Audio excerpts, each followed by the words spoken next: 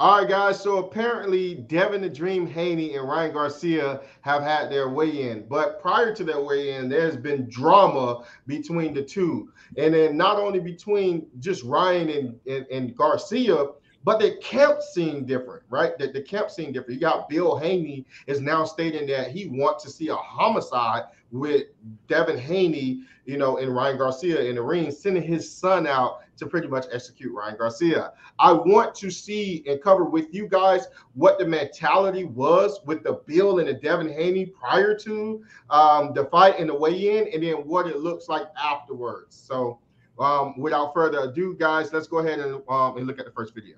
Sir, there we go. There you go. It's almost that time. Man, listen, it's for everything. The King of New York. Yeah. King So of the nice to world. name Of the world. the King of the world. Absolutely. It's been a Absolutely. long time coming. Hey, champ, this is big. This is Brooklyn. This is home of Jay-Z, home of Biggie. This is everything, man. This is I run everything. New York. This is my home. Wherever. I run it. Wherever we at. Wherever they put that square circle at. It's Hey, not gonna lie, I'm feeling the energy right now. It seems like that older lion, that's molding that younger lion to say, hey, man, wherever you roam on this earth is your turf. I like that. I like the energy is coming off. I just want to make sure I go ahead and say that. Yeah, I like it. I like it too. It's like it's your real young cub. It's you know what I'm saying? I have my fun. I agree. It's time for I definitely feel like you're looking at a celebration of great preparation, right? Like this is what it looks like when you put it all in, you got it all done, and you super confident, and you just really excited to showcase now. It's just like we here now. We done did all this work. Yeah, we here man. now. That's what's up. Yeah. Let's continue, fellas. my home. That's right. I take it over. Since I was a kid. That's right. Since I was a kid, we always said we gonna take over every gym, every city, and that's what we've been doing. Absolutely. And for it to be in Brooklyn, for it to be in New York, how much do that mean to you, King? Oh my gosh, so much. What better time than now? Hey, so all the realtors everywhere tap in. Listen, they're ready to buy one of them nice. What you want, a penthouse around here, champ? What are you looking for? Yeah, I said one of these. I might go to the Hamptons. You know what I'm saying? Go give me one of the mansions over there in the Hamptons or something. You know what I'm saying? He's popping that flavor now. So we gonna party. We gonna work. We gonna get money in New York. We gonna buy property in the Hamptons. It's an East Coast takeover. The takeover. Hey, Dev's still my dog, right? Don't get it twisted. Dev's still my favorite fighter. But I think him and Bill should refrain from saying party for a long time because Diddy and party have messed up the words for Dev. Because that one picture, it's been everywhere. I mean, like Twitter has been relentless with that pool party with Diddy and Devin Haney. Like they just got to refrain from saying party. They got to say gathering or something. Look, I got to be honest with you. If he's having parties with Diddy, it's probably happening in the Hamptons.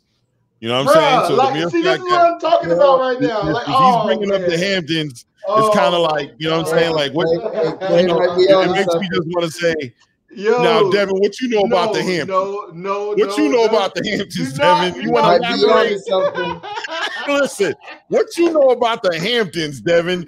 You don't just say the Hamptons. Y'all ain't going. You don't just say the Hamptons. You know what I'm saying? Y'all not about to do this to my man. Shine. I'm just being honest, dude. He could have said a lot of places. He could have said Queens. He could have said Brooklyn, Manhattan. That man said something very specific. I just want to be clear. Hey, I'm not hearing this right now. Like, he could have just went over what his dad said. That's all he had to do was just say, yeah, dad, house. That's all he had to say. He could have Hampton is a very coincidental, very convenient choice. Listen, he's a rich guy, all right, that knows other rich people. He can have friends in Hamptons. Why I gotta be? He said, like Diddy. Like Diddy. Just be honest, bro. Like Diddy. Like Diddy. When we ain't talking about Tiafimo, we talking about Devin Haney. That's right. That's right. That's right. That's right. That's right. April the 20th, 420. It's smoke. It's smoke. We here. Listen, I'll say the first on the block for the cheese and the last to leave. That part. You dig? And that's that part. Is Ryan gonna be on? Is Ryan's gonna touch that canvas on 420? I guarantee you, wallahi, I Woo! promise you, I'm knocking Ryan out. That's good. All right, well, all right, y'all, my Muslim brothers, y'all gotta Wasn't too drop, convinced. y'all No, gotta drop the no. science and let me know what wallahi mean. Y'all gotta let me know. Yeah, all right. I don't know what it means. It means I swear. Yeah, I swear to you, I promise. Like, oh, like so he letting y'all know he swear. He swear yeah, before but I'm Allah. gonna be real. It wasn't too convincing to me. Yeah. Wait, what you mean? Wait, I think it was more convincing when he said it about Regis Prograis, and we saw what happened there. It wasn't too convincing to me in that one. The way Regis Prograis hit the canvas though. Yeah. But I'll be trying real bad. Like, no. Listen, I think he wants to, but we can't, dismiss the fact that they're on a live right now. And I'm pretty sure they understand it as an audience and they're trying to perform in front of the audience. But I think they want to, man. I think that's deeper. You know what I mean? It's deeper than rap. You know what I'm saying? I think there's a certain understanding that in order for him to transition into being a big star like he wants to, that it's going to involve some violence. And he's got to be ready to give some violence. And he passed up on an opportunity to do it with Regis. So I think he's going to be going for it in this fight. Now, I think, like you said, that they have an audience in front of them, but I think they believe it because Bill has been saying this rhetoric for the past, week or two. They're really convinced that they're going to put Ryan on the map. I just think that they should have gave it a caveat the same way that Terrence gave EJ the caveat. If you step out of line, then he gonna handle you. Whereas before, if you looked at the tonality which Devin was speaking before, he was saying that if Ryan steps out of line, if he oversteps or if he get overzealous, then the effect of that cause is going to be him putting him on the canvas. But now he's just saying that he's going to put him on the canvas as if, he's Deontay Wilder. And I feel like he's coming back and bite the young champion in the butt, man. I'm just saying. Hey, so check this out. What I think it is that, and you too, Clay, tell me how you feel. Do y'all think it's mainly because they feel like they missed the opportunity with Regis Prograis because they should have gotten the knockout? They should have capitalized because they knew he was a C+ fighter and he really didn't have the skill sets to really be in there 12 rounds with Devin. And they feel like Ryan Garcia is even worse. So it's like, if you don't get Ryan out of there, then it's like, what's going on? I don't think they think Ryan is worse, right? I don't know if they think Ryan is worse. But I think 100%, it's like I was saying a little bit earlier, there was an opportunity there for him to show some killer instinct. And I think it's something he saw, hindsight, watching the video of the fight, watching the replay, understanding how many opportunities there were there that he didn't jump on. I think without a doubt, it's putting some pressure on him in his mind between him and his team to outperform. And I think he wants to move with that momentum, right? So in a lot of ways, it's just round 13 in the Regis Prograis fight. Think about it. If Devin did stop Regis Prograis, his momentum would be even way more intense than it is now. And who knows? They probably could have been sold out already because they like, shoot, Devin just knocked out Regis. I wouldn't be surprised if he knocked out Ryan too. You know what I'm saying? It would be more of an assurance to the fans that's buying the tickets. Like, hey, Devin he's on his game right now. He just stopped that boy. You know what I'm saying? Shine, this is why I don't like what you said, but I absolutely love what you said, right? I don't have to like something I love, right? I.e. my mom-in-law, right? So here's the thing. Here's the thing. So here's the thing, right? It's one of those things where what you said is so true. If he had stopped Regis Prograis, we wouldn't have been putting pressure on him to stop Ryan on his fight because we know that he can do that he has the ability to do that. He haven't stopped someone in the last 5 years, right?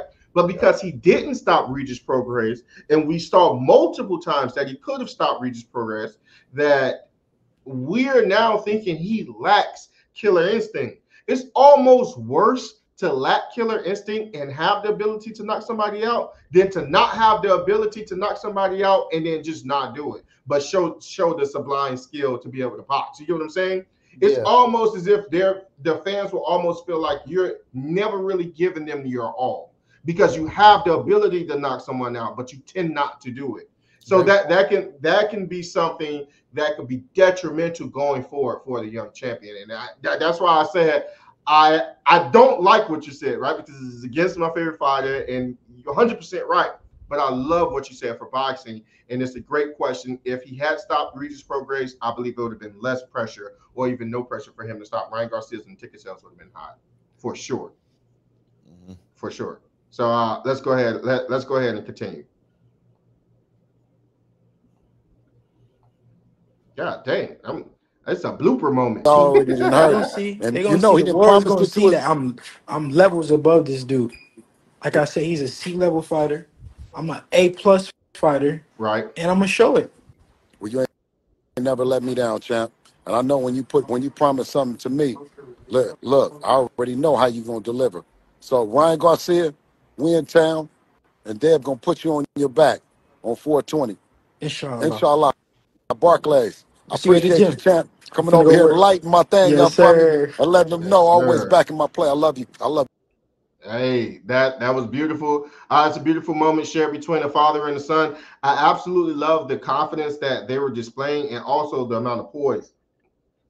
I wanted the audience to see that, right, Clay? The reason why I wanted the audience to see that is because I wanted them to see the ideology that the young champion and his trainer was going into this fight with, and then what we had seen on the stage that had happened when it was time for weigh-in. Because to me, it looked like Bill Haney and the alien was about to get into it at one moment. Did you get a chance to see that? Yeah, I definitely saw the weigh-in. Yeah, it definitely looked like there was just a little bit of it looked like Bill was just like, not today. Not today. You know what I mean?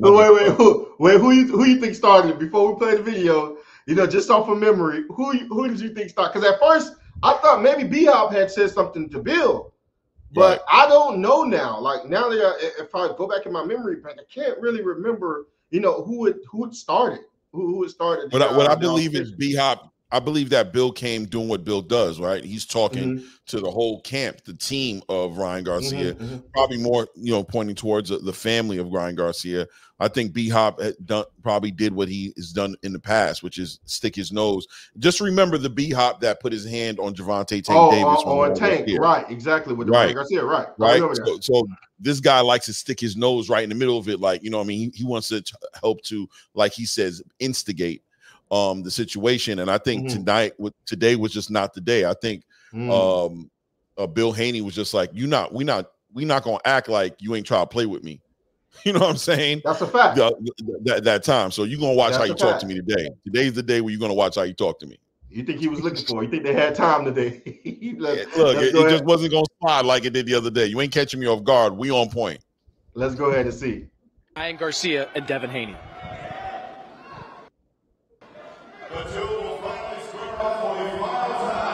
Hold on, wait. That looked like Bill was talking to him. Oh wait, I think he was right in your assessment. Hold on. So okay, we got B-Hop right here, right? Okay, B-Hop is.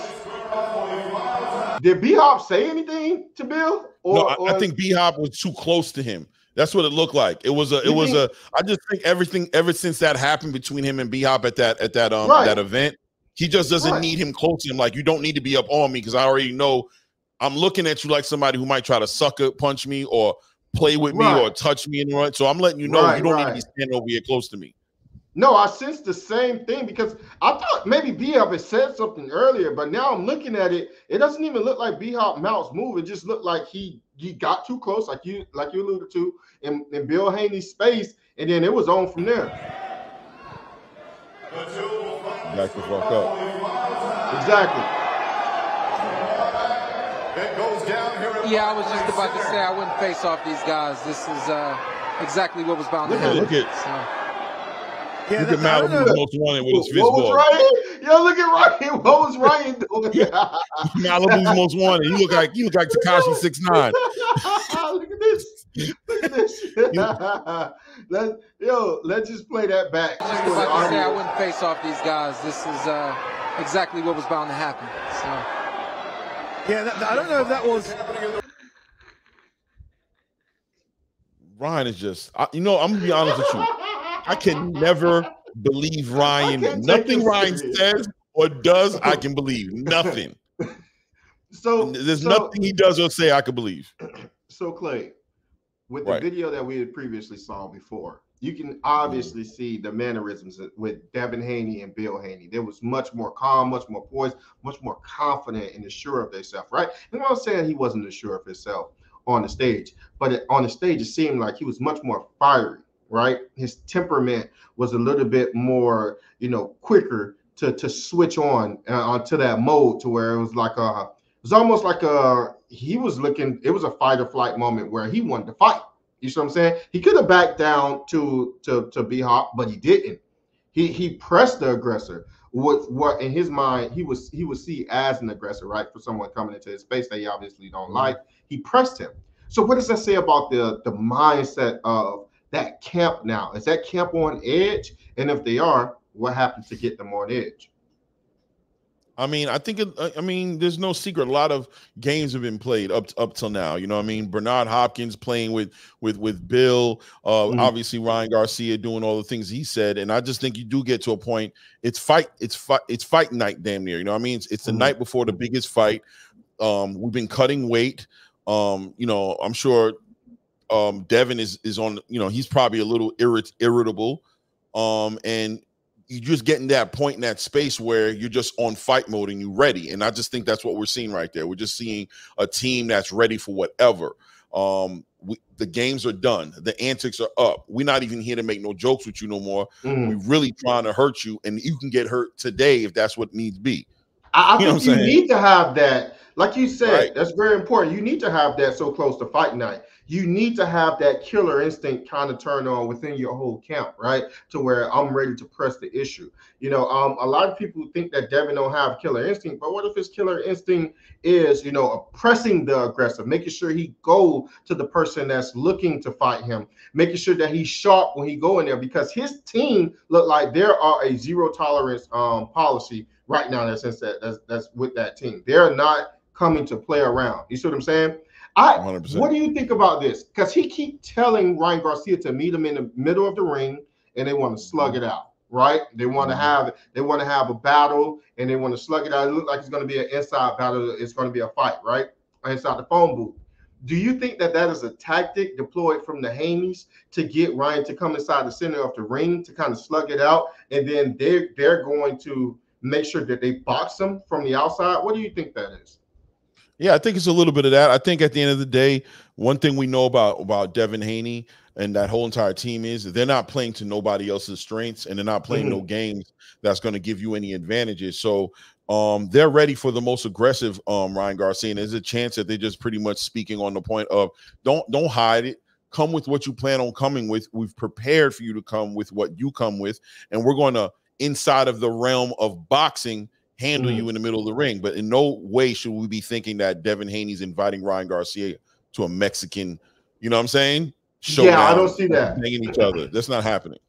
Even though Devin has said it, I can't see that. I can't conceive in my mind that they're going to go toe to toe, like 1 foot in the tire, and they're going to slug it out. Like almost like how it was with Creed. Remember Creed 2, where they was in the desert? They had the 1 foot in it. It's almost like they had a rope on 1 foot. And then, they were just slugging it out so he could get good on this inside game. I can't, for the life of me, see that. But if they are doing that, then they have effectively reversed psychology to Ryan Garcia, because Ryan Garcia wanted to get them off of track. They wanted to get them in a space to where they couldn't be them. They couldn't be focused. They couldn't be poised. But now they challenge Ryan Garcia to do something. Now Ryan Garcia says, stick to your word. I stuck to my word. I paid the $1.5 million per pound. Now stick to your word. Meet me in the middle. Now he's thinking Devin is going to meet him in the middle. Have they effectively pulled the Uno reverse? Yeah, look, man, I'm gonna be honest with you, man. I think it'd be better for Ryan, for them, for their game plan.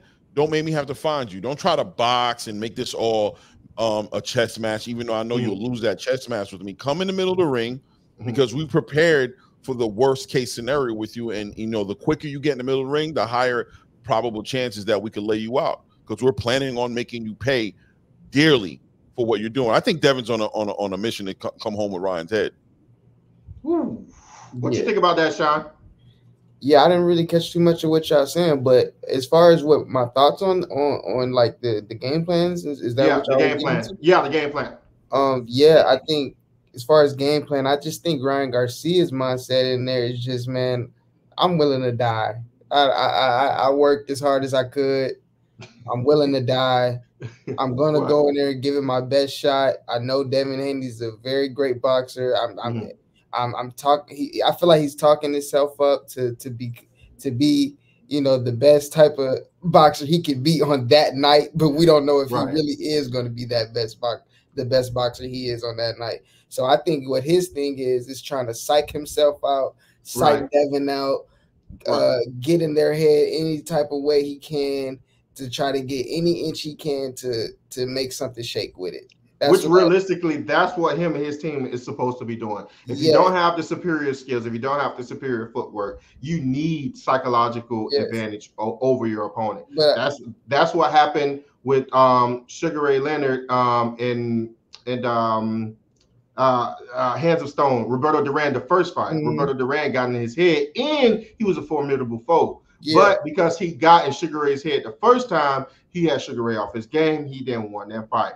But the second fight, Roberto Duran had a partying a little too much, gaining way too much weight. You see what I'm saying? Enjoying the spoils, right, of war. And then when it was time for two, Sugar Ray did not let Roberto Duran get in his head. He did not have that psychological advantage. If anything, Sugar Ray had the psychological advantage because he knew he had the better skills. He knew that he was the better boxer, and he played those psychological warfare games in his head until Roberto had said the famous "no mas," and that's where we get that from. I also think that that Ryan also is gonna listen to his coach a little bit more this year. I mean, not this year. This bout. I think so because I think he should. I'm trying to see the improvements with the last video we reacted to him on the men's and stuff. Like the last couple videos, he's been using his fundamentals pretty well in those videos. And I think one thing that can really help him in this fight, one thing he can capitalize off of, is going to that body against Devin Haney. And I feel like make that a real staple because when you watch their mitts, he's gone. Like Derek James is getting, like, you know what I'm saying, he wants him to throw to that body and pretty much every mitt video. So but as far as my thoughts on Devin Haney, I think Devin Haney is just going to be Devin Haney. I think Devin is going to just be poised, disciplined, but I think he's going to have a little bit of aggression to him this fight. Like if you think about all of Devin Haney's other build-ups, Devin is more calm and just, man, this is what I do.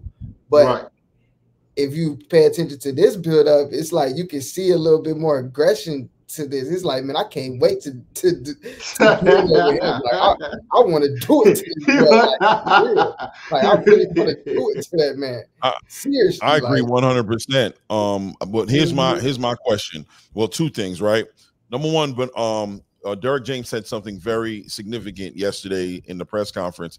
He said this is going to be about execution. I thought that was real significant for him to say that because that involves Ryan Garcia being loyal to what you just said, which is sticking to the game plan, following and listening and working with Derek James on whatever strategy they came together to execute that strategy. The way Ryan Garcia looked with the mitts, I thought was pretty good, but I did think that I saw him thinking, right? It wasn't automatic. I didn't see the muscle reflexes. And my question is, when the weather changes, which I think Devin Haney is very capable of changing the weather in there, when the frustration starts to settle in, is Ryan going to look to Derek for guidance, or is he going to look inside of himself and do what he normally does, which is let those hands fly? I would argue to say that Devin Haney's preparing for him to let those hands fly, and his game plan is surrounding those hands flying. The more disciplined Ryan Garcia could be in this fight, the more Devin Haney may be caught off guard. But the more aggressive Ryan Garcia comes in this fight, the more at home I think you're going to see Devin Haney is in that match. So I think I agree with that part. I agree with that sentiment. The calmness of Devin Haney could be a bit of a factor of, you know, him actually getting caught because he's too cautious at a point. I totally see what you're saying with that. Yeah, go ahead, Asad. Yeah. No, I like what you guys just said, man. I actually think that it makes it much more exciting for me, because if Ryan Garcia do decide to have a boxing match with Ryan Garcia, then that we know who's going to win the boxing match. But if he gets settled into having a boxing match with Ryan Garcia, if Ryan Garcia decides to get a little explosive every now and then, just control the aggression, you know, just to kind of throw him off his rockers a little bit, you know, just to kind of, you know, shake him up a little bit and put him on the back foot. And will going aggressive, going back to boxing, aggressive, stepping, cutting off the ring, will that kind of throw Devin Haney for a loop, that controlled aggression? Because we've never seen Ryan Garcia with controlled aggression. Like I believe we had Mickey Bay that says Ryan Garcia is the type of cook that don't know how to use his fire. Whenever he turns on the stove, he burns down the whole house. He's a great cook when he can actually cook a dish on it, but it burns down the whole house. Is this going to be the moment we absolutely see him control that aggression? Because if he can control that aggression, he can land one of those good shots. Even if he don't knock Devin Haney out, he can make it a hard night for Devin Haney if he clips and catches Devin Haney with something, and it connects, and it sway the judges, it sway the crowd. See, here's the thing. Devin needs to win this fight. Ryan Garcia do not need to win this fight. He just needs to look good in this fight, right? And if Ryan Garcia can do that, then he's fine. His career is saved. Nobody see Ryan Garcia beating Devin, but nobody see Ryan Garcia actually having a competitive match with Devin through and through and absolutely clipping Devin. Nobody is saying that. So if he can do that, he'll be all right. You know what I thought of about the little fire thing you just said? He kind of like Zuko from Avatar with the with the bald ponytail. He just got all the fire. He really could be something serious. He just control it. He just don't know how to control his fire. Hey, but hold on, sidebar. Did y'all hear what Sean Porter said in the beginning of the video? He was like, yeah. He sounded like a punk. Yeah, I don't think these guys should face off right now. Yeah. Man, that's what we want. We here only for chaos. We waited, dude. That was the long. It seemed like to me like that was the longest weigh-in. Like they waited so long just to get to the weigh-in. Like that's what we came here for. We came here for the chaos. Let's continue. Yeah, there's going to be no face-off here, I don't believe, which is a shame. Look, fans are here I think at the Barclays Centre. Devin's coming forward. He wants to do the face-off, which is good. All right, what the hell is this, fellas? Y'all got to break this down for me. This guy forgot he was a boxer. He's not in. Yeah, what the hell? What are we watching right now, man? What I see is all I see when I see this video here is lack of control, lack of poise. And I think everybody's just trying to sell this, even to the last minute. A lot of people are trying to sell this as some antics to push the fight up. And I think you're looking at somebody who's just straight up immature, bro. And how can somebody who's moving the way Ryan Garcia is moving, carrying himself the way he's carrying himself, give me any inkling of idea that he's going to be disciplined, focused? And what is this man about to execute that Derrick James told him? And what I see from Devin Haney is, bro, the antics is up. It's up. We about to get it in. Like you've been doing a lot, and it don't even matter no more, bro. So do whatever you got to do to get yourself in that ring tomorrow night. You done did this 143.2 pound BS. You know what I'm saying? You did all these antics getting up to this point. Just make sure you bring your ass in that ring tomorrow. Please do not come in the ring. This is absolutely ridiculous. Like he doesn't even have a boxer stance right now. Like, dude, every boxer, every elite boxer that I know, an A+ boxer will eat that body alive. No diddy, dude. You talk about liver, kidneys. Like they would love for him to come in with that guard. Oh, they would love for him to come in with that guard. He didn't learn his lesson with Gervonta Tank Davis. He didn't learn that them body shots do work. Like, I mean, this guy, man, I agree with you. I see a lack of control from this guy. A greater question is a lack of control because of what? Is it because of his immaturity? Because I haven't seen him act like this in his previous weigh-ins. He had more poise and more control when he was younger. So this have to stem from something else. And it got to be either from a lack of confidence or fear. That's what it is. And really, if it's a lack of confidence, it's still fear. This is weird behavior to me, man. This is weird behavior. And I think he's frustrated with himself too. I think that 143.2, I just got this feeling that he's feeling the insecurity and the lack of belief in his team around him. People are, and you're gonna play it, I'm sure, go forward to see how Oscar De La Hoya answers the question. Oscar's like kind of staring in Ariel Helwani's face, like everything's good.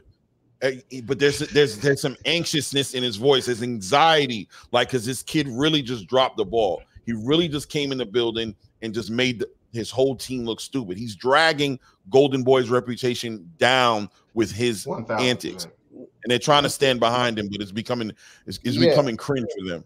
Yeah, with the biggest fight in boxing for the year so far, literally, like as far as on the scale, right? But also, it's like, I'm mad at Devin Haney for not taking the opportunity to chin check that dude right in his back, man. Like, get that finger right there, right? Opportunity to chin check him. Like, man, cut all that out. Like, nah, I'd have tickled him on his armpit, bro. I'd have caught him up on the armpit. I'd have caught him up under the armpit right quick. Like, go ahead, stop acting like you like that. You know you would like that right under that armpit. You know what I'm talking about. I'd have made him go right there in front of everybody. Like, you know you cute. You know you adorable, bro. Don't play with me. Right in his rib with just one. Right in that same rib that Javante hit him, and they'll poke him right there. I'm like, yeah, man. Like a real hand low, bro. Bring them elbows down, bro. Man, I was so mad at Devin Haney for mushing that boy like that. I'm like, no, like Devin Haney's timing for some of the things he does is so off, and just like, no, this wasn't it. It would have been so perfect for this moment. Bro, Clay, did you see how many people was in the chat? It was 50,000. No, 70,000. Yeah, 70,000. No, I didn't see it. What chat? It was DAZN chat. Yeah. It was 70,000 people in the live chat.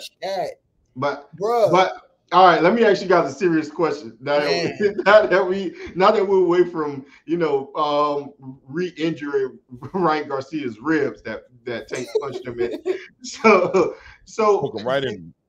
Do you think Ryan feel like he already lost the first battle by not coming in on weight? Because technically Devin won the first battle. Like, you have to have, like you said, some type of insecurity in your head. Like, man, this is so hard for me to get down to 140, but this dude did it, and he's big, just like me. Did technically Devin win the first battle? Yeah. Check it out, right? Because everything is about dominance. That's true. It's about who's the man. And already Devin is showing, man, I do this regardless. Like, I come here, I'm on weight. I don't care how hard it is. I never miss weight. And look at you. You know I'm coming to make weight. That's why he made that bet with him yesterday. He like, I'm coming to make weight. So you gonna owe me. Like, he literally pressed him. You gonna owe me 500 bands for every pound you come in overweight. Right? You see what I'm saying? It's like that he asserted the dominance in the situation. Like, yeah, this is what it is. You get what I'm saying? So he automatically he been one, and Ryan Garcia knew he lost, and he felt like, you know what, you right. I give you your 500. You got it. Whatever. 1.5 actually. I'm coming overweight, and you know it. And what? Fine. I take my lick like a man. Yeah, but there's just a certain, even him making the bet, right? Like, even him making the bet. Exactly.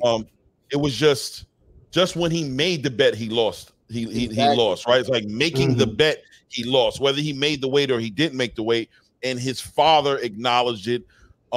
Derek acknowledged it. Everybody was just like, yo, bro, calm down. Why are you feeding into every little thing? That's what makes me understand he's not in control. He has a lack of control, bro. And I just don't see this manifesting into anything good for him tomorrow night. Okay, so let me give you and Sean some pushback. Let me give y'all some pushback. All right. Could he have not made the bet, and not, because it would look bad if Devin said, I bet you 500 per pound you overweight. You're like, no, I ain't gonna make no bet. So wouldn't that have looked like he know he's not going to make weight, Like, could he have not honestly taken that bet right then and there? No, I don't think it would have made him look like that. I think it would have just made it look like I ain't playing no games with you, bro. I'm gonna see you tomorrow. Like it'll just gave it a look of like I'm not gonna play no games with you. Yeah, you're gonna see what it is tomorrow, like right, and definitely on fight night. Okay, like, that's fair. Stop playing with my top. Like that's basically what he said. Exactly. Stop trying to play with me. Yeah, like it ain't no games, man. I'm really gonna do it to you. That's basically what it was. I can see that because I was wondering would there have been a catch-22 if he kind of like tried to shy away from the bet. I see what I mean. I see what you. Yeah, for sure. Well, I think there would definitely be some people who would take it there. I think some people would do that. But you don't think it would have caught flames? You don't think it would have been big enough to? No, right. I can see that, bro. Let's continue. In the amateur divisions, they are 3 wins each. This is the most intense face-off I've ever seen. It goes down at Barclays Center, Brooklyn, New York. Yo, that's my favorite piece. Yo, that's my favorite piece right there. Yo, look. Bro, why did he just storm away like a kid? He did the same thing in the last face-off.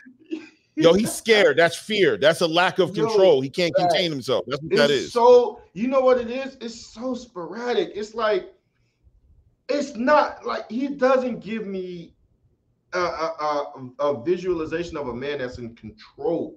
He doesn't look like a man that is coming in there to take a championship belt from a champion. It just doesn't. And then you're talking about the championship belt, that green and that green and gold, baby. That's what it's all about in boxing. You know what I mean, baby? It's all about that green and gold. You gotta talk to him. That matter, you know what I'm saying? You gotta talk to him. Only one that you gotta matter, talk bro. to him. You know what I'm saying? You know what I'm saying? Green and gold, baby.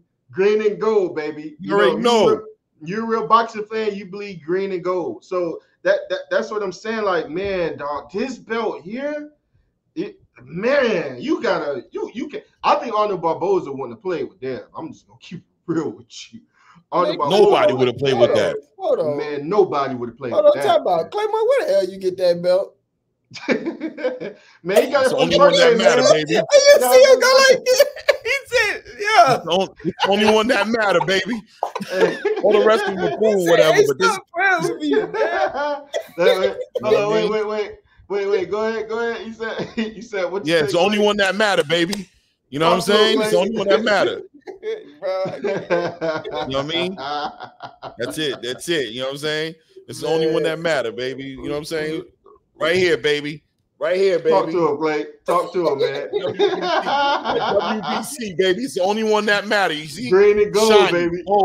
Green and gold, baby. Green and gold, baby. That's too funny. Yo, that's funny, man. That's absolutely funny. All right, fellas, let's go. But hold on, A-Side. You see the way? Shoot.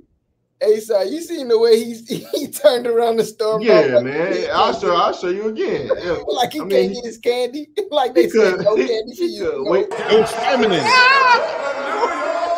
Hey, he damn near pushed whoever was behind him to get away. Look at this. I'm not tripping. He damn near pushed him. Watch this. Bro, no. Devin was absolutely right when he said, "Yo, something is really wrong with him." Like seriously though, like I really don't know what it is, but something really is wrong with him. Like he kept it 100. He said, "Y'all sitting here laughing at this man, y'all kicking it with this man, y'all enjoying yourself." And I'm telling y'all, I'm standing up here right next to this dude. Something wrong with your man, bro. Hey, something's really wrong with him. Hey, let's just take a moment and appreciate Oscar right now. Oscar is so worried. Right now, Oscar is stressed out. Tight ass pants on. Yo, Oscar is so worried right now. His nothing match. Oscar, listen, let me tell you something. When Oscar found out this morning, I would love to see Oscar's face this morning when he found out that Ryan Garcia was 143.2 pounds. I know his life might have flashed in front of his eyes. Like this fight might not happen. I would have paid to see that. Oh man, that would have been so funny. I would have paid to see that for sure. You know how you must feel all the money, time, marketing, everything that you put in to lock the stadium down, Barkley, and this fight might not happen because this dude didn't make weight. It's right here. Look at it. Just look at that face. It's right there. Look at it. Yo, you know you're gonna get to that part in the video where he gets interviewed, right? Where they ask him when at the end when Ariane What's his name? What's his name from MMA Hour? No, what's his name? Ariel Hawani. When Ariel Hawani interviews him. I don't know if Sean, did you clip that piece? Nah, I don't think I got that piece. Nah, but you'll be able to explain it to us though, Clay, for sure.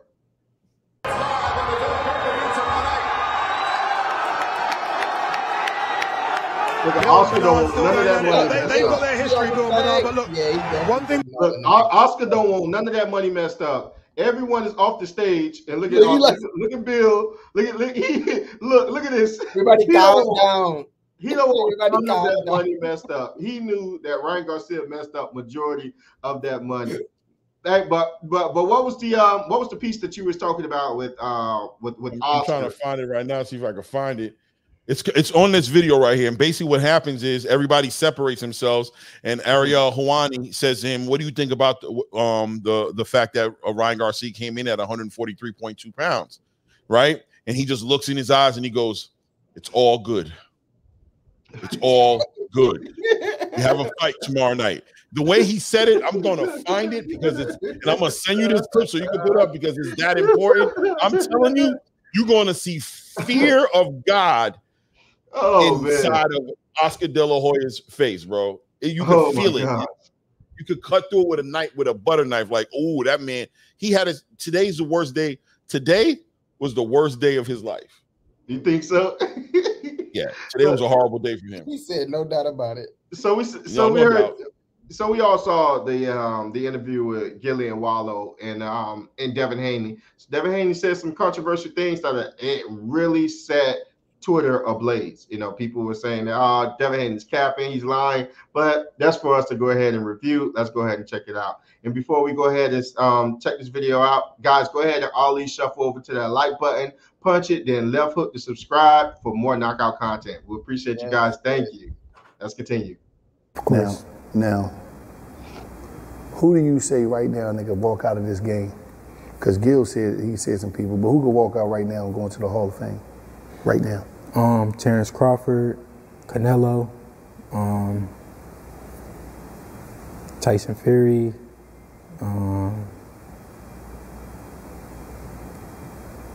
What about the big guy you always saying? I think Joshua. Yeah. I think Joshua. What about Earl Spence? Earl Spence. Yeah, I say Earl Spence. Why are you taking time with that? No, I'm just got to think. I'm just thinking of his resume. Earl Spence for sure. I think Danny Garcia is a Hall of Fame. Lomachenko. Lomachenko. Naoya Inoue, you got to put that boy in there. Jamel, definitely going to the Hall of Fame as well. I think Danny had like 2 belts or something. Clarissa Shield, Alicia Baumgartner. Like that. Then he won one at 147 as well. Yeah, 140 and 147. Yeah. Cool Boy Steph. No, I think Cool Boy still got some work to do. He had 2 belts in one division. Cool Boy, my boy, but I don't think that his resume is that steep yet. He still got some more work to do. But I think he got a lot of talent. What about Tank and Shakur? I always want to know. I just want to know. What'd you say? Yeah, what about them? Why you didn't say them? Why you didn't say Tank and Shakur? Yeah, why you didn't say Tank and Shakur? Why you just speed past like you didn't just do that? I think because F them, bro. You know what it is. It's what? A couple weeks ago, that boy nodded and said Barroso. He was cool with Barroso being the number 1. Yeah, a couple weeks ago, he was like, "Yeah, I'll go with that." Barroso, number 1, right. Outside of me. Right, that is y'all dog. Yeah, I know. I'm just saying. At the end of the day, He's saying it up. They don't say Devin name whenever it comes down to whenever people ask them the top, they never ever mention Devin name. Now when Devin don't mention their name, he's a liar now. That's not true. Bruh. Name a time. Shakur gave Devin any credit when he said, yeah, I mean, although he got an easy opponent with Kambosos, he did win undisputed. He said that before. Bruh, when was this?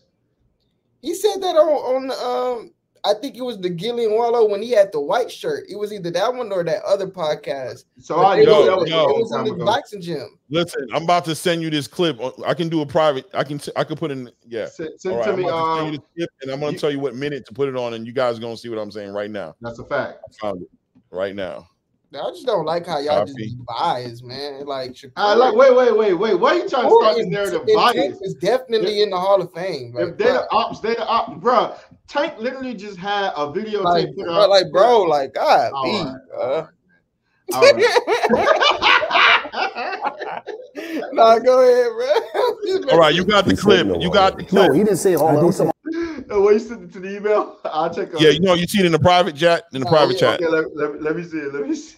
209.49. All right, I ain't got it in the private chat just yet. Yeah, I don't have the comments or now. Let me see. It's right there, bro. Boom, got it. All right. There you go. Hey, could you? Yeah. Forget my brother, man. He kind of. Yeah, call it what you want. I did say no already. I did say. I ain't paid. I was zoned out. Yeah. And you think Tank ain't going to the Hall? Right now. Take a step off. He ain't going. You want me to tell me Tank ain't going to the Hall? I mean, the best fighter on his resume is who? Ryan? Who's the best fighter on his resume? I don't understand this. Hold up. No, just tell me who.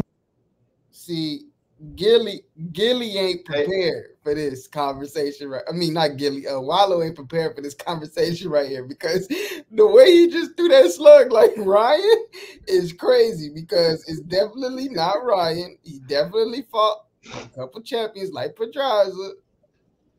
He got Pedraza on there. Yeah, Pedraza is on there. He got Yuriorkis Gamboa on there. Yeah. He got Santa Cruz on there. He got some guys on there. Okay, he got Santa Cruz, Yuriorkis Gamboa. Multi-weight divisional champion, not just one weight or two weights like Devin. Hey, Clay, send me the time step in the chat, in the private chat. Go ahead, Sean. This was Devin Haney, hit a little lick on Lil Cambosis and beat up. It got to be all that. Wait a minute. No, we're not about to do that. No. He beat up on that. We're not about to do that. We're not about to do that. You know what's crazy? Devin be picking on the fat kids, bro. He beat up on Cambosis and he beat Regis Prograde, bro. We said the fat why he be picking on the fat kids? Well, what you mean about the fat kids? Listen, man. I think what Devin is saying is, but I think he's still a little wrong. Because I don't think he understands the magnitude of popularity as much as he should. But what he's basically saying is accolade wise, who on his resume is which fighter that he fought on his resume is gonna put him in the Hall of Fame. Like what great accomplishment did he do in boxing that's gonna put him in there? Absolutely. I don't know. I mean, there are accomplishments that Gervonta Tank Davis has made, but listen, man, there's no secrets. Check this out. He hasn't fought who people want him to fight. Do you think the accomplishments like multi-weight division makes you Hall of Fame? Is that enough? Or is that not enough? For Gervonta? Yeah. 120, 126, 130, 135. I'm gonna say it like this. I'm gonna say his lack of hunger to become a champion and people are always going to feel like, he said he has 6 or 7 fights left on his contract. So those fights, I think, are going to be what put him in the Hall of Fame. Maybe even combined with what he did before. But without these 6 or 7 fights on his contract that are left counting, I don't think he gets into the Hall of Fame without these fights. I think if he doesn't do these fights, it's always going to be said, yeah, he was great, but they're going to say he underachieved. He never reached his potential. He never tested himself in the right way. And that could hurt him. So you're agreeing with Devin Haney that his lack of hunger, quote what you just said, and if he were to stop right now, he wouldn't make the Hall of Fame? No, not right now.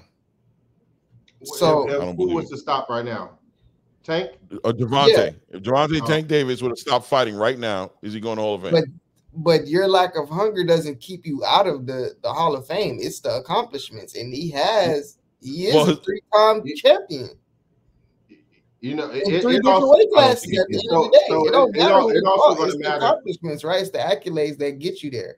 it's also going to matter who he goes to the Hall of Fame with, like who's all being drafted. So if you have people that are Devin Haney, he became undisputed against Kambosos. Yeah. Let's say that was his only accomplishment. Y'all telling me he's getting in the Hall of Fame? Yes, he was the number 8 undisputed champion. Yes, and he was the youngest. Exactly. In the 4 belt era. Okay. But like y'all just said, he's a 2-division world champion. That was just a unified champion. Hold on. He's a 2-division world champion. He defended. No. We're not putting the 2 division in. We're talking about the one because y'all just said it depends. Wait. I don't know what's going on. I just jumped in. Hold on. About? Yeah, what do you mean? What I say? What are you talking about? Y'all just said because you want to argue right now. I want to see Oscar De La Hoya's face with Claymore. What Claymore was saying. All right, let me say this real quick. Y'all just said it's based on who he has fought, because I said Gervonta Davis is still a 3-divisional champion and a 3-time champion. And y'all said the competition and who he's fought is a factor, and that matters as well. So I'm saying it does matter as well, for sure. I'm saying in reverse, okay, Kambosos, y'all telling me just because he beat Kambosos for undisputed that's somebody that matters? He beat him for undisputed. The accomplishment in and of itself is one of the greatest. You're trying to wait. You're trying to twist this. Hold on. Wait. No, let me finish. You ain't let me finish. All right. Because Gervonta Davis has a champion, has 2 champions. Has 2 fighters on his resume that became champion after. No, 3. He has 3 fighters that became champion after. Devin Haney has 0. Zero what? So hold on. Fighters that have became champion after Stop. That's false. George Kambosos became champion. He's a champion right now. He's not. He is. No, he's not.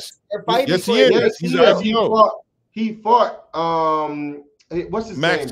Max Hughes. No, but that wasn't for the. He's currently the IBO champion. He's an IBO champion right now. Now he is. He's champion, and he's champion. Not only is he champion, I told you he is though. It's a fact. Yeah, for sure. Not only is he champion, Lomachenko is about to beat George Kambosos, so it's literally gonna be 2. It's gonna make 2. 1, 2, 3, 4, 5, 6, 7. His last 7 fights, right? Gamboa, Linares, Jojo Diaz, Kambosos twice. Vasily Lomachenko, Regis Prograis, all champions. Or prior. Every last one of them. 135. Yes. Kambosos is not a champion. The WBO vacant. The IBF vacant. The WBC. He's an IBO champion. No, he's not. It has been up as of April. As of April 16th. Last updated as of April 16th. It is. What did he lose the belt to? They are fighting for the belt. He won that as an international and as an intercon. The intern. Oh wow! Are you serious? I thought. Wait. Hold on. Wait. He's not a champion right now. Hold on, I could be wrong. If I thought George Kambosos won that belt from Maxie Hughes, that's what I thought. Yes, but it was an intern. So you're saying that him and hold on. Let me get you right. So he's saying that. So you're saying that Loma and him is fighting for a vacant belt? Yes, they're fighting. Yeah, they're fighting for the IBF vacant belt, but that IBO is on George Kambosos' waist right now. He's an IBO champion. Yes. He's saying that he's an intern champion. So it's not the real. So he's saying that he's an intern champion. Okay, so all right, so fair enough. We will have one of Devin Haney. Just one of Devin Haney. But not only that, you had Lomachenko, which was a unified champion, that Devin Haney had beat, and George Kambosos was a unified champion that Devin Haney had beat. So he beat 2 unified champions. Yeah, I know, but we wasn't talking about that. Remember? But here's the thing. You said that Gervonta Tank Davis had 2 people that he fought become champion after he fought them, right? Did you not say that? Yeah. Okay, so cool. If right now, as we speak. Wait, hold on. I ain't not talking about the future. Hold on 1 second. Like you are.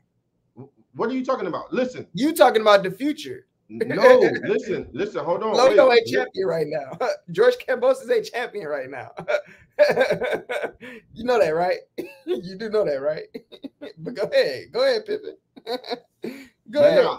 You're not listening, man. You got no, you're not listening. Oh boy, listen.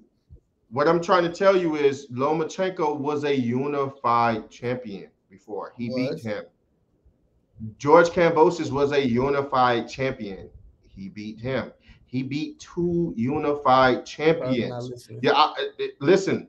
What you're saying is Tank Davis had 2 individuals that he fought become champion out. He fought them. Okay, that's fine. But if you want to play that game, Devin Haney fought 2 champions that was unified before he had fought them. What I'm saying to you is, if you're going to play the accolades game on both sides, Devin Haney has just as much accolades, if not more, for fighting champions back to back, and not with one champion here or a previous champion, and then he spaced it out with fighting a bunch of contenders or whatnot, and then he'll fight another champion, bunch of contenders, another champion, bunch of contenders, he ended up fighting someone that then became champion in the future. And if you want to play that game, who did the person he fought become champion too? Because last I checked, Isaac Cruz fought Rolly Romero. So that's not a lot that's being said. I can give it up for your boy the Azteca. I can give it up for the Azteca with fighting. He had fought Ugas for the belt. I can give that. But Isaac Cruz fought Rolly Romero. Yes. That's Devin Haney fought Kambosos. And Kambosos, to your knowledge, just lost to Matthew Hughes, who just got mopped by Zepeda. Let's not take that was literally my whole point. Let's not take away the credit on who they fought. They did what they did. The accolades is there. It's not their fault, right? That this is who lined up for on the other side of the ring is them. That's a part of my point. Like, let's not take away from Gervonta Davis that he still got the accolades, and y'all are saying, well, these aren't the guys that we deem as this, but they champion. Okay, so listen, hold on 1 second. I just want to be clear. George Kambosos is the current IBO lightweight champion since July of 2023. This is a fact. I don't know. What did you see? Like, this is who he is right now. Presently, right now. That's what I thought. He's what? You were where? On the Boxing Voice rankings. Boxing Voice? The Boxing Voice? The Boxing Voice do. You talking about Nestor Gibbs? Yes, they do updated rankings. My God, man. I just want to be clear. Nestor Gibbs? Hold on. All right. So, all right. It's cool. They do updated rankings. What the fuck? I mean, but they're wrong if they say, I don't know what to say. They're wrong. I don't know. Like, here it is right here. I'm going to send you the link, and then he can bring it up for you so you can see. He's the current IBO champion. When he fought Maxie Hughes, that was for a vacant IBO championship belt. That's what I thought it was for. That's what I thought I literally cleared it up, and I said that I thought that's what they was fighting for. But yeah, I'll send you the link. Now here's my rebuttal to you, Sean. I'll let you speak, right? Here's my rebuttal to you. Gervonta Tank Davis has the power to fight any one of those guys at any given time because he's the A side and he has all the money. He's never fought any of those guys. So you keep talking about the people who he did fight, which is, I deem, they cherry picks because we knew who the best in that division was. He actively did not choose the best in that division. So yes, I agree with Devin Haney. The people who he fought, who him and his team have chosen to fight up to now, will not get him inside of the Hall of Fame because he could have fought all the people who we deem as the man, who accolades are on par with what it is that we deem as somebody who is pretty much on the road to being inside the Hall of Fame. He could have fought now, i.e. Shakur Stevenson, Devin the Dream Haney, and he had the option to choose to fight Lomachenko, and he didn't fight neither one of them. That's what I'm saying. That's what I'm holding accountable. He had the power to do that and never did. That's a fact.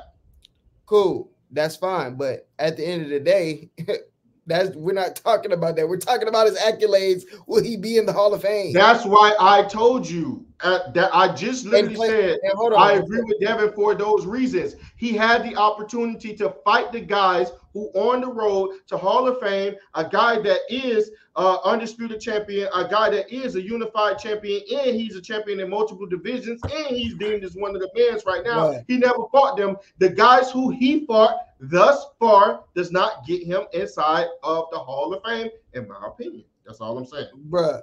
Okay, so is it a mixture of the guys that you fought, or is it the accolades?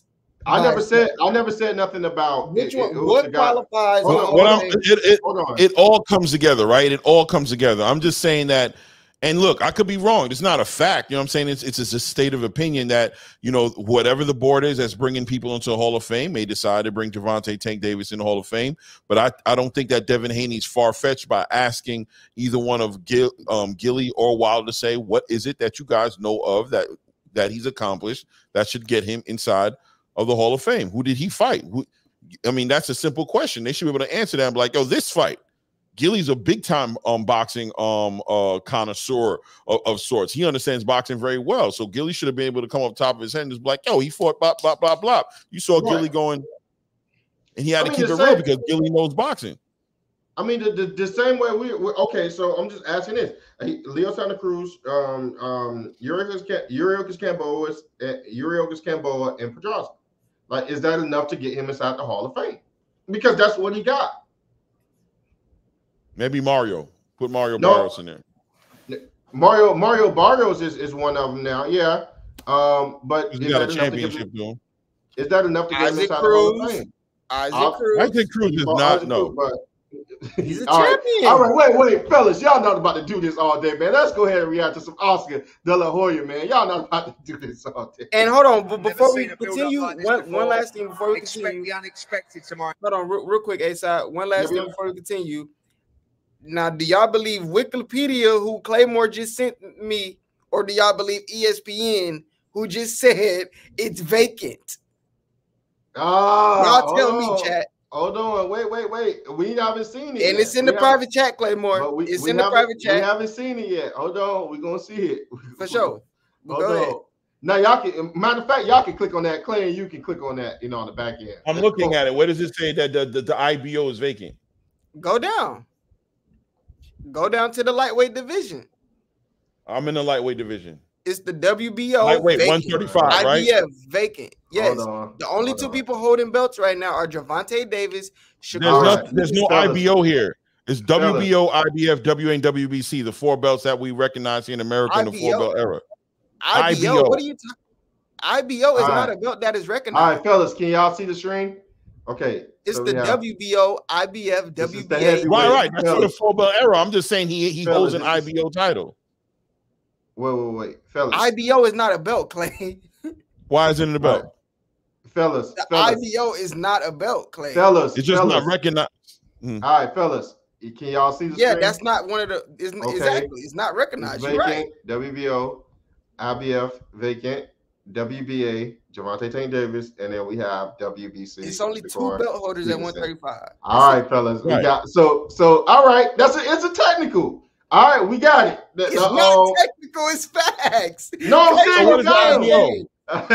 Claymore's playing games on my phone. Wait, it's not a belt? It's not a belt? No. So what is it? Hey, wait. Would he be an undisputed champion with that belt? No. All right, let's go. All right, so fellas, let's go. Let's continue. Let's go. I expect drama. I expect a masterclass from Devin Haney.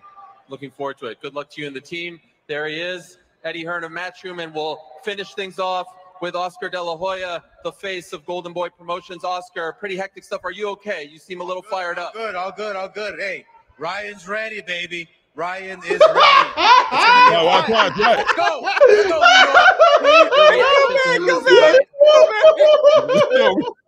Rewind it back. No, y'all laughing too early.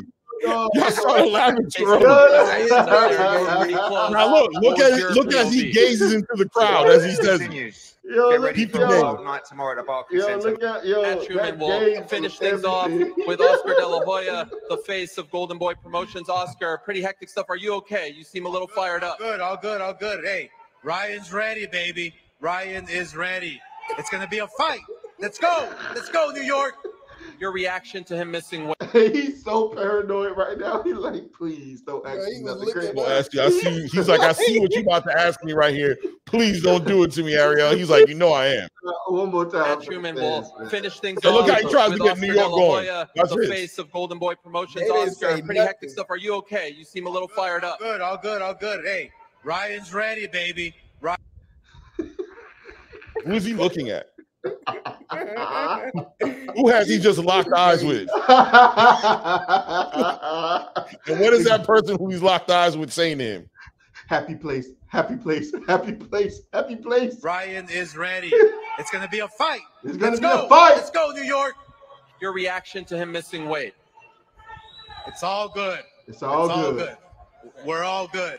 We have a fight tomorrow. Why did Ryan go and console him? Like that's the funny part. Ryan going to console to going to console him is even worse, mess, bro. It made it even mess. Worse. And that's what people want to see, a fight. It's right over there. Anything you want to say to Ryan? People want to see a fight. Go take care of business, baby. Bro, tomorrow. he didn't know. It's our He night. don't even got It's your nothing to night, say. baby, tomorrow. Let's go. He had nothing Over to there. say to him. Anything you want to say to Ryan? Go take care of business. Look at Claymore, he like. No. Go back. Watch this. Man. Oh man. I want you to show how he goes from saying it's our night, and he goes, no, it's your night. He goes, it's your night. You go and do it. You go and do it for you. And then Ryan comes back and goes, no, it's our night. He's like, whatever. Watch. Wait. Oh man, my main man, he's baby, going tomorrow. through it. It's man. our night. It's your night, baby. Tomorrow, let's go. It's our night. Man, this Make a statement. This is for all the children in the world. Praise Jesus Christ. Make a statement. All right. Take him out. Thank you, guys. That was very cringy, man. That was bad. It was bad, fellas. That was. I'm gonna be honest with you, man. It's not too many more cringy moments that you can add in to that. What's this face, Clay? Come on, man. Yeah, it was bad. It was bad. It was bad. That's a bad day for Oscar, bro. Oscar's having a lot to do with today. Oscar's definitely gonna get right after this one. You know what I'm saying? He's gonna get right. He's gonna get right. I don't know what's up with you fellas in this in this Gilly interview, but I really want to get to some stuff Shakur said. Okay. And I really want to get to a press for time. I know a lot of people probably saw the Devin Haney and Gilly and Wilder. Shout out to those guys. Definitely go make sure you get the full interview over there. And if you like it and digging the content, make sure you Ali shuffle over to the like button, punch it, left hook to subscribe for more knockout content. We appreciate you guys. Let's continue. This is your last fight at Top Rank, and say like Tank's team say it's not the time, and you can't get any other fight. Would you be willing to go up to 140 to fight Matias, Boogeyman versus Boogeyman? Yeah, I mean, I would if it's a big fight and the people with the money is talking the right numbers and it makes sense. But Matias is not a big draw right now, so if he keep building his profile and become a big draw, and then you got the promoters backing him and shit, I'll be down to do it in Puerto Rico. But listen, though, if you fight him, right, I know you're going to win. And if you win, you can get the Devin fight because he's trying to get undisputed, so he got no choice. And everybody want to see that. They always say he got no choice. That is the most untruest thing I ever heard right there. I think that No, I'm saying Devin got no choice but to fight you because he wants to go. I hear you, and I'm telling you, I just disagree with that right there. Like I think every fighter has a choice. I think at 35, I thought he had no choice at that point in time. But hey, it was a way out of it, and he took the way out of it. So pause that. What? He's flogging. How you gonna say Devin Haney if he come back down here to drain me? Or well, matter of fact, before you got to the weight division, you said me and Devin Haney always are one weight division apart. And he said, by the time I get there, I'm pretty sure Devin Haney is probably going to be on his last fight at 135 and be already ready to move up to 140. And everybody knew that weight was killing Devin Haney at 135 for a long time, and he was going to move up to 140. Then, fast forward to your next fight, Devin Haney calls you out and say, I'm staying at 135. Well, really, it was Bill Haney. You know, Bill Haney just be popping it. But if Bill Haney said it, Devin said it. So he said, I'm staying at 135. And then you like, if he stayed down at 135 with me, he gonna be drained, and I'm gonna make him look bad. That's what you said. You knew he had an option to still go to 140.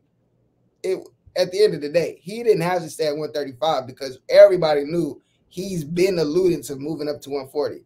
That's just false. That's a lie. Like, come on, bro. He's capping. Right. We all knew he had a choice. I mean, like, come on, bro. Wait, you talking about the guy interviewing him? The guy who's saying? No, I'm talking about Shakur. Wait, so I don't understand. I'm lost a little bit. So what is he? Okay, just what did he do? What did he do? So Shakur. So the guy asked him, "Would you willing be fight Boogeyman versus Boogeyman 140 or whatever?" And he was basically saying, so you can line yourself up to where Devin doesn't have no choice but to fight you. And Shakur said, "That's one thing I disagree with. These fighters always have a choice." And he was like, at 135, I thought he didn't have a choice but to fight me. And that's what I'm saying is false. Like, at 135, you knew he still had a choice not to fight you. Because, like I said, he was already planning on going to 140. He was alluding to people that 135 was tougher and tougher for him to make. We all made fun of him for looking like Michael Jackson Thriller. Like, let's be real. You said yourself, if he come to 35, I'm gonna do it to that boy because he ain't gonna be good. But not only do you think he might have meant like because once Devin said he was willing to fight him, he thought it was a locked in fight? Like, you know what I'm saying? Like, I figured, you know what I'm saying, once he said let's fight, I thought we was gonna fight. I didn't think he was gonna jump out of the purse bid. I mean, I think it would be disingenuous for him to say that he didn't know that there were options there for Devin Haney, but I think he probably felt like a little confident that the fight was going to happen once Devin sent the offer. He thought the negotiation was going to continue into a purse bid and that they'd be fighting. Well, so just to say that there was a way out. Which is well understood. Go ahead. Here's the thing, though, right? Like, look at the context that we were speaking in. And he was saying that Devin Haney will have no choice but to fight you because he's looking to become undisputed at 140. Right, but realistically, Devin was already undisputed by the time Shakur Stevenson hadn't even gotten to 135. Right. So I can't understand for the life of me how he would feel that Devin Haney had no choice. What leverage did you have to make sure that you pinned him in any corner in order to make sure that he fights you? This is BS. That's why I go back with the same sentiment that Sean had before. No, you knew he had other options, and the fact that he did send you a contract, realistically, you were supposed to take that, and you because that was supposed to be a sweet lick, knowing that the undisputed champion that just went 24 rounds with the person that beat Teofimo Lopez, with the person that just had beaten Vasily Lomachenko, and this person had beat Vasily Lomachenko is now drained and hold all 4 belts. I have an opportunity, not now, but right now, to seize my future. So that's crazy. That's absolutely crazy. Let's continue. But that one, even you said he was too big for 35. So, but 30 makes sense. Yeah, but I said that, and he also said out of his mouth, I'm staying at 135 pounds for Shakur. Like, that was literally what he said. So, in my brain, how can we not make the fight happen? And if the weight was the excuse, why was we even talking about the 25%? Why was we talking about all this other shit that they came up with to trick y'all? Yeah, that's fact. Well, I can't hear you no more, bro. You cut out.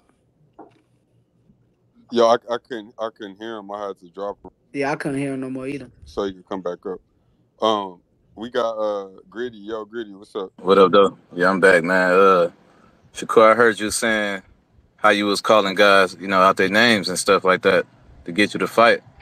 I just saw that interview with Najee with Frank Martin. And he's saying that because of them words, them disrespectful words that you had for him, he said he definitely want to spin the block and get that fight. Is that something you got on your bucket list? Nah, that ain't on my bucket list. But I mean, if we can make it happen, we can make it happen. But truthfully, he had the opportunity. So if he feel that way, right, or if he been felt that way, when I said that, why they ain't make him take the fight?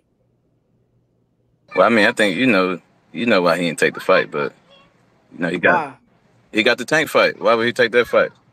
Man, he ain't had a tank fight.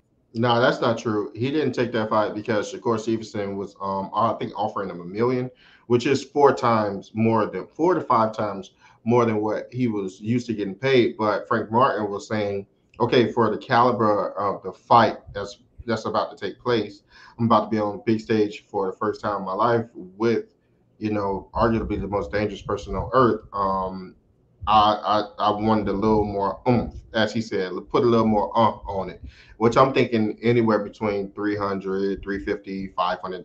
I don't think 500,000, but a little more could be anywhere between 250 to 500,000. I think if Shakur had landed somewhere around, I think if Shakur had made the initiative to try to go up to try to meet him somewhere, that he would have taken the fight.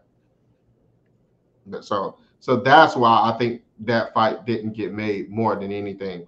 But yeah, hold on, but check this out. Like, what kind of reverse logic is that? You're saying no, I wouldn't give him the opportunity again because he already had the opportunity. But he's telling you right now, and I still want that smoke with you. The situation just got to be right. And now you saying no, he already had his opportunity. But you're not saying that about. I bet he not saying that same thing about Pitbull. I bet he ain't saying the same thing about Zepeda and all of these other fighters. Why is it different with Frank Martin? It's kind of looking like who ducking who. I mean, I think clearly him and Frank Martin got some issues, right? I mean, like he just basically, it's definitely a personal thing. It's not about something technically right or wrong. It's about, nah, bro, that boy tried me, and I think it goes back to his negotiation with Devin. You know what I mean? His comments on that negotiation, it just goes back to that. I think the whole reason why he offered him the deal he offered him, and the 25% was all centered around him commenting on the negotiation he had with Devin. So I just think there's a little bit of animosity there to where it's not far-fetched that Shakur is being petty with Frank Martin exclusively. You know what I mean? 1,000%, I agree with that. I definitely agree with that. Go ahead, Sean. No, that was it. No, I was hearing about. That's it. Good. All right, so my special guest, my boy Claymore Rain, is in the building. He got to definitely get some rest. He's a hardworking man. So what we're gonna do is we're gonna jump inside of the X.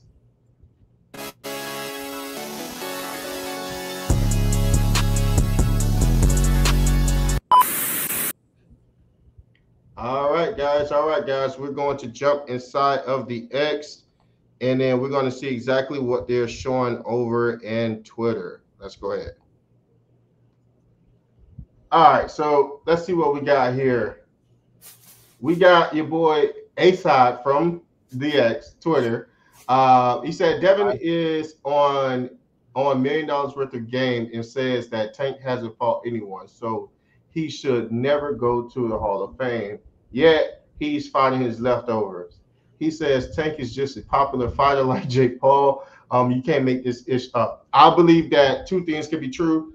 Tank is extremely popular in the world of boxing, right? But I don't think that Tank have fought significant enough fighters to land him inside the Hall of Fame, which we had alluded to, just moments before.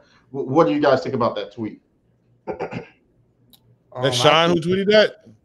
She said that's Shine who tweeted. Yeah, I believe that's Shine. Yeah, it does say Shine. Yeah. Hey, Ray, stop playing on my phone, man. Stop playing. That's definitely Sean who tweeted that. Sean, you tweeted that, man? You tweeted that, man? That ain't me, man. That's A-Top from RingRivalz that tweeted that. His whole name is in the dang thing, and you picking on me, man. Come on, Ray. Sean out here. Sean, you tweeted. You out. Okay, all right. Cool. No, we go. Whoever said that. Listen, man. Beauty's in the eye of the beholder. You know what I'm saying? There's always going to be a part of me as a fan of boxing and as a fan of Tank who's going to want to see him fight certain fights, and if he doesn't fight those fights, it's gonna bother me. You know what I'm saying? It's gonna make it difficult for me to give him that stamp of approval. I will always say that the eye test doesn't lie with Tank Davis. He is one of the best fighters, pound for pound fighters in the world today, which is why I want to see him in the ring with these other fighters. And listen, I'm not saying he goes to the Hall of Fame because he beats all these fighters. I'm talking about the strength of fighting them. You know what I'm saying? So it's not based on him winning these fights. It's based on him fighting the fights, the generational talents of his peers, you know what I'm saying, that people want to see him fight against. We're always going to want to see him fight them. And if he does not fight them, and until he fights them, it's going to be hard for me to say, okay, I'm cool with him going to Hall of Fame. But I mean, I'm cool with him going if they want to stick him in there, but I don't think he's earned it if he doesn't fight these fights. I can agree with you to an extent, for sure.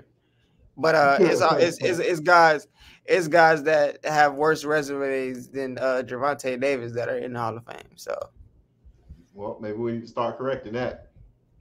Absolutely. So we got Ryan Garcia. I'm just telling the truth. We got Devin. Devin Haney said, "Don't speak on my religion. You know nothing about." This is a whole thread, A-side. Like this thread is so long, bro. I'm not gonna lie to you. All right, so we're just gonna cover a piece of it. We want to respect our brother's time. He said, "Don't speak on his religion you know nothing about," and he says, "I'm just telling you the truth and using religion to try to." He said, "You're using religion to try to discredit my voice. You're a kid. I'm a man. Settle down before I prove I know the Quran better than you."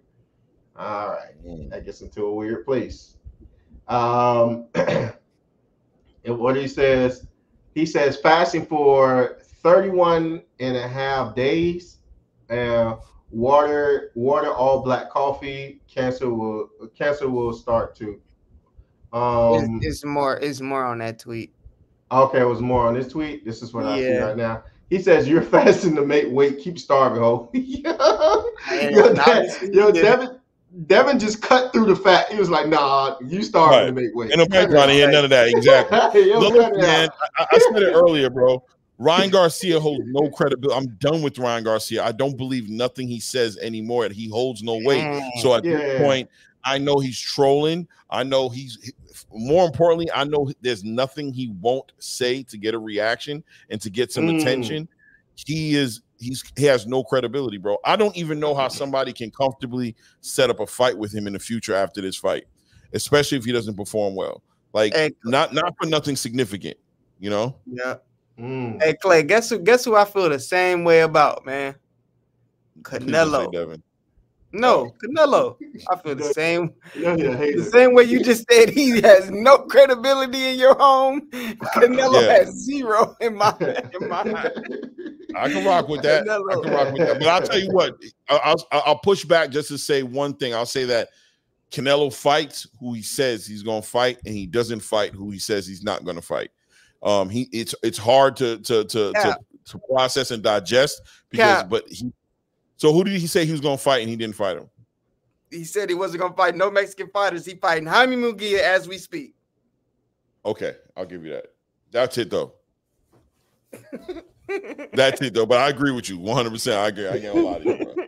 I do agree with you, but that's it. That's all he ever did. Man, he ain't the face of boxing. Why did you pull Jaime Munguia out like a Uno reverse card? It definitely that you just been holding. Like, the way he dropped it, right? But the way you just slapped the table with that one. It was like a draw four on top of a draw four. There's a draw four there, and you on top of it. He just said Uno out. You know what I mean? Yeah. Like barely give it the same respect like it deserved. He dropped that draw four and said, "And the color's green." And the color's green. And the color's green. Now give it the same respect. You know what I'm saying? Just eyeballed you. Like, I know you ain't got no greens in your hand, nigga, so just let me go ahead and finish this game off. You know you ain't got no greens in your hand. Stop playing. You got that green and gold on you? Pick one up so I can drop this card. No. So we got Ryan Garcia. He said, "Bro, you couldn't even fast for Ramadan." He said, "So what you're on about?" He said, bro, everything about you is fake to Devin Haney. He said, don't speak on my religion. You know nothing about. Okay, now we see. Thank you, Sean. Yeah. Okay, so that's context to that. So he was pretty much telling Devin Haney that he couldn't even fast for Ramadan, but he was fasting for 31 and a half days. I can't believe that. I'm sorry. I can't believe that.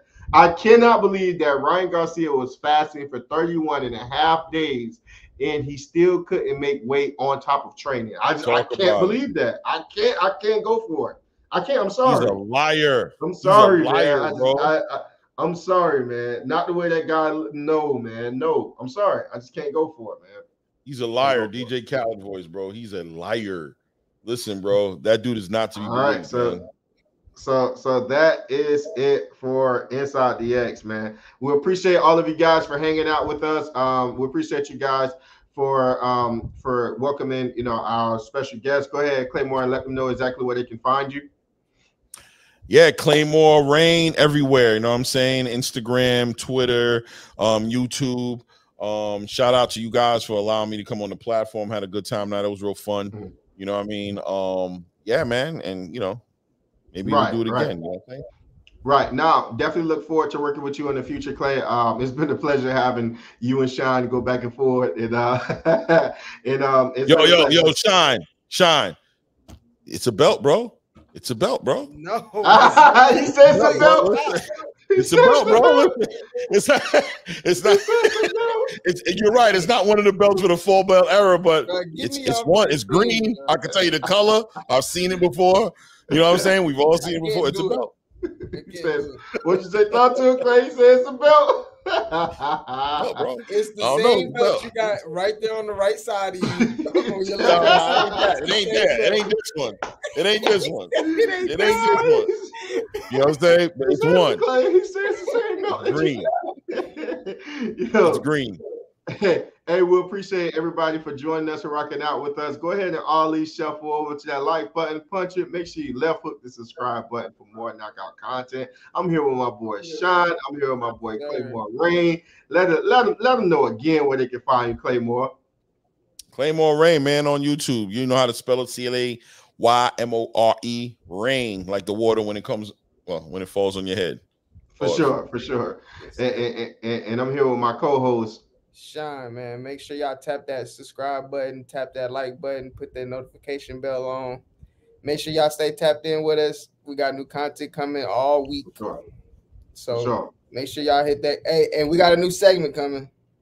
We ain't forget about that. For sure. Got a dope segment coming. So y'all definitely look out for that. Appreciate you guys. We're out.